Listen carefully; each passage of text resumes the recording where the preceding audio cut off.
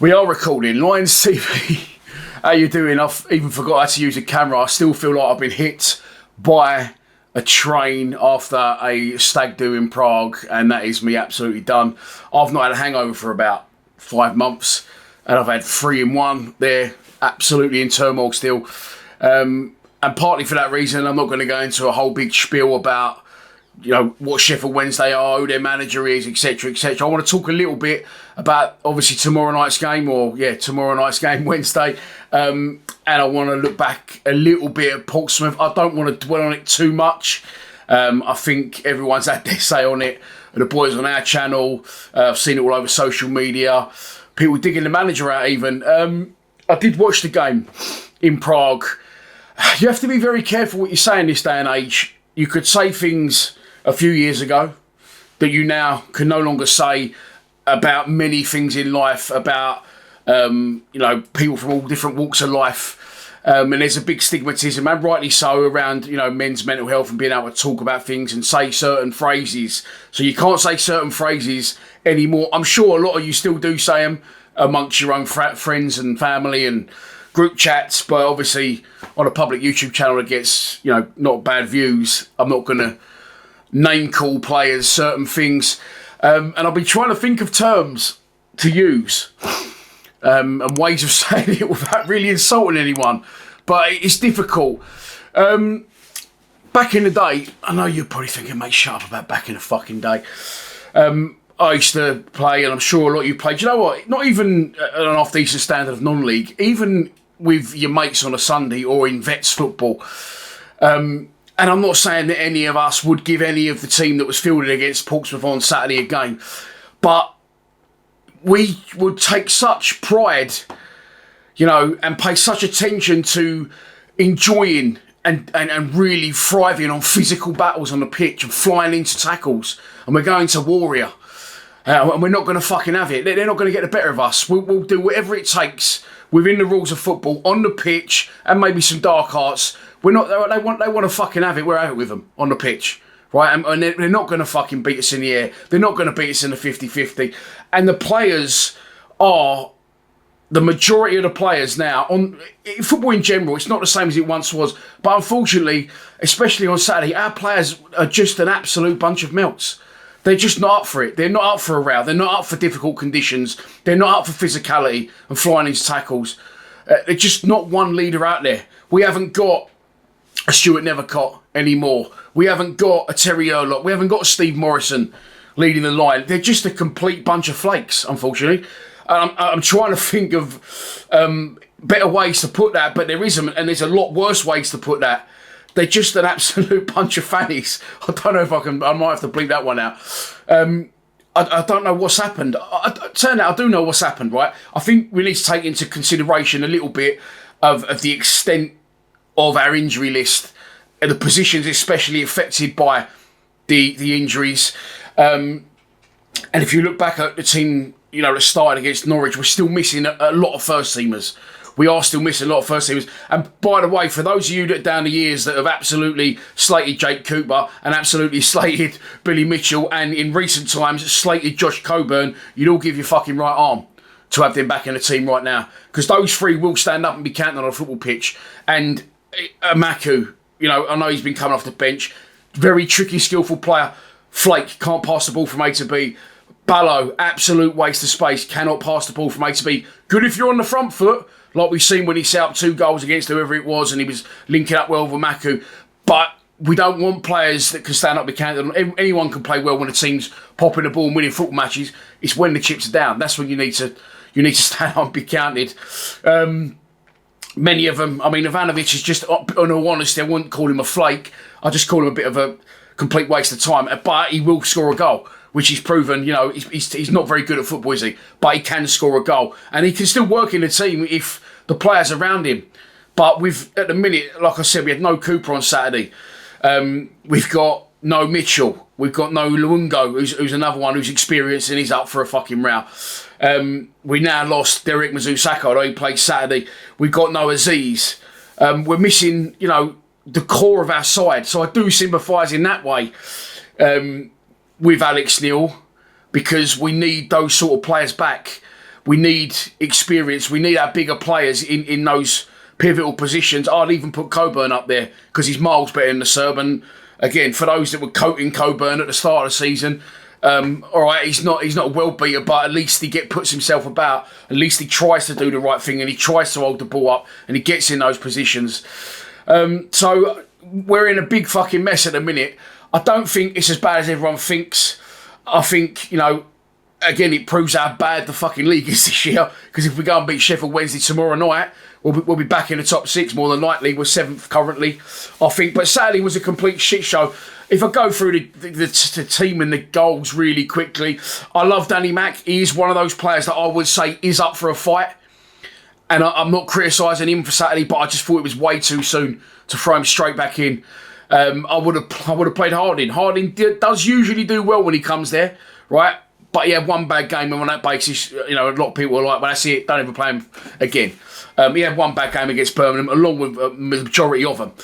So I just felt it was way too soon for Danny Mack. And I don't think that he didn't try or he didn't give his best and he wasn't tough in the tackle. He's one of the few that was.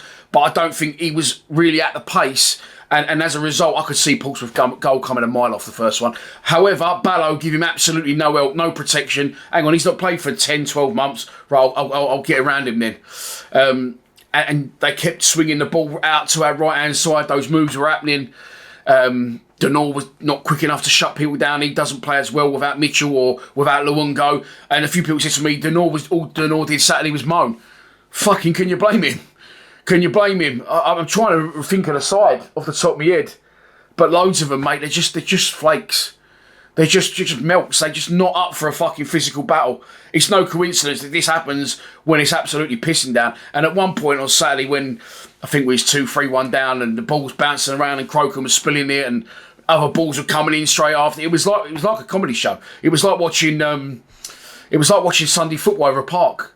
And we've gone from here to here in a very, very fast rate, and I can tell you why it is, because we haven't got Cooper, because we haven't got Mitchell, because we haven't got, especially, Aziz, the one that makes us tick. So be careful what you wish for, because all those that say Jake Cooper's done, Jake Cooper's shit, oh, he's a fucking donkey, he's this and that. Well, there you go. That's what happens when the skipper, the club captain, who's played 400 games for the club, doesn't play for the club. That's what happens when Billy Mitchell, who's 24 years old and has played over 200 games in the Championship and is aggressive and keeps the football. That's what happens when he doesn't play. People like that, George Saville. Mate, why the fuck we didn't give Savs another year? I don't know. I don't want to go on about Saturday. They're all flakes. They need to fucking, I can't say the term, but the second word is up, and the first one is their gender. That's what they need to do, right? Honestly, they need to stand up and be counted. We've all played football at whatever level, and you're so determined and aggressive on even a Sunday football pitch. You ain't fucking having them trying to beat you in tackles and mug you off and want to fucking run you over. You want to stand up. You want to stand together. You want to stand and be counted. And Alex still has got a problem now, because if you look, let's go into tomorrow night, Sheffield Wednesday at the Den. Crowd will be horrendously low, and you can't blame us fan base for not being there. We'll be there. Although honestly, we're not really that fussed about going. Sheffield Wednesday haven't won a game since September. Just fresh off the back of a 3-0 defeat in the derby against Sheffield United, so you know what's coming here, don't you? But I don't know what Alex Neil's going to do. Look through the team. Crocombe will still be in goal. He's starting to worry me a little bit. Looking forward to getting Jensen back. Danny Mack, I think he'll start him again. And I love Danny Mack. He's a Millwall player. He's a Millwall fan. He will get stuck in. I just felt it was a bit soon Saturday, and he had zero help, like I said, from people on that side of the pitch. Ballo included, Denor included, Derek Mazusako included. So he'll probably play Matt Namara. Left back, you've got a big problem because Joe Bryan's been sent off. All right, never a red card, but he'll now be banned. I don't think Zach Sturge will play because he got absolutely sparks out, didn't he? We wish him all the best. He was actually out, he was on the floor like a boxer, like his arm was fucking twitching and everything. So I would be amazed if Zach Sturge plays. So it'll probably be Doty at left back, which will be a shame because we could probably do him further up the pitch, but needs must. Cooper will be back in with Kramer. A lot of people saying Taylor played horrendous on Saturday. I didn't see. I just thought they was all bad. I wouldn't really seek out an individual. And in the midfield, no Smallbone, no Mitchell, no Luongo, no Derek Mazuzako, who stays out for 3 months. So it's going to be Denor. Who's going to play alongside him? Probably Kundle. Will he go 4-4-2? There's a few different options. I'll just roll them on the screen. I can't bother to go through them and talk you through them. But there you go. There's one option of a team that he could play, or you could play, or we could choose together. Just a few options, but we are struggling for numbers. In the centre of midfield, what would I do? I would personally... I've not even... That last team I put initially, I forgot he exists. What an absolute fucking flake Nisley is, honestly. They're not men, are they? They're not men. They're not old school men. They're not real men. They're just like, oh, fucking don't get me involved. Flick, trick. Oh, I'm not going to the tackle. Oh no, we're losing. Oh, it's raining. Fucking hell. But I know that he has got that bit of quality in there if you can get him firing. But who knows? I'll play Kelly in midfield personally if he's fucking not got injured again in the meantime. But we badly need players in. Badly need players in January. And I know it's not far away, January, but there's a fucking lot of games to come in that Christmas period. So we are looking very thin on the ground. We are looking very wobbly. But at the same time, I will say I've not lost faith in the manager at all. He looked as pissed off as the rest of us on Saturday. But he needs to change it now. He must have this thing now. There's a queue now. And when I put them teams up a minute ago, it's like just you taking someone's shit out and putting someone else's shit in. Fair enough. They're not bad players, but they need stability on the pitch. They need aggression and leadership on the pitch. We didn't have one leader out there Saturday. So by process of elimination, I'm not to Alex Neil. The only criticism I got is you're going to have to play Reece Bangura-Williams now. You give everyone else a chance, and they've done nothing. So you're now going to have to give him a chance. Yeah.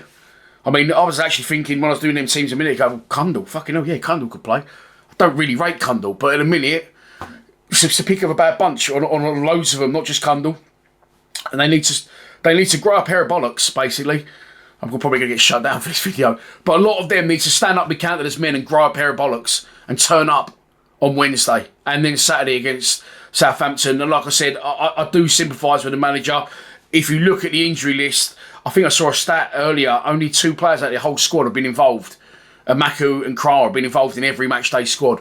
Loads of injuries. It ain't just at our club, it is across the board, it is across football. But yeah, I think we'll scrape it tomorrow night. I think we'll get a result. I don't think it'll be pretty, but I think we'll knock Sheffield Wednesday over, probably 1-0, so knock them over. I think we'll beat Sheffield Wednesday. And that will probably put us back in the top 6. Cooper will be back in. That's one good thing. Now, if we can get Mitchell back, I'm not just saying Mitchell, but we're not going to get Small Bone. We're not going to get Massimo Luongo. We're not going to get Derek Wazoo-Sakho. I think there's another one as well, I fuck knows. But we ain't going to get all them back anytime soon. So the nearest one to that, I'm not saying, it's Billy Mitchell's the one, but he's the closest one to being fit. You could count on Small Bone, you could count on Luongo, you could count on Mitchell. Even, Mazu-Sakho's not bad. He runs around a lot, doesn't he? I think the original hype of everyone saying Mazu-Sakho and Ballo, oh my God, unbelievable. Del Boy, yeah, he's got the same name as Derek Trotter, brilliant, we love him. He does all right, he runs around a bit, do you know what I mean? He does get stuck in, but like I said, Cooper's back. We need Mitchell back as soon as possible. He's the one at the top of the injury list on recovery. Aziz, we hear, is not far away. We need those players back, and if we can get them back, I still think we are going to be there or thereabouts. And does that mean that we have over expectations? We have over expectations as fans because we're not actually doing that bad, or is the division just that bad this year? I don't know. I'm completely fucking baffled by this one, but I know that a minute ago we was fucking 1-0 up against Oxford on the way to 5 straight wins. Aziz gets injured, boom.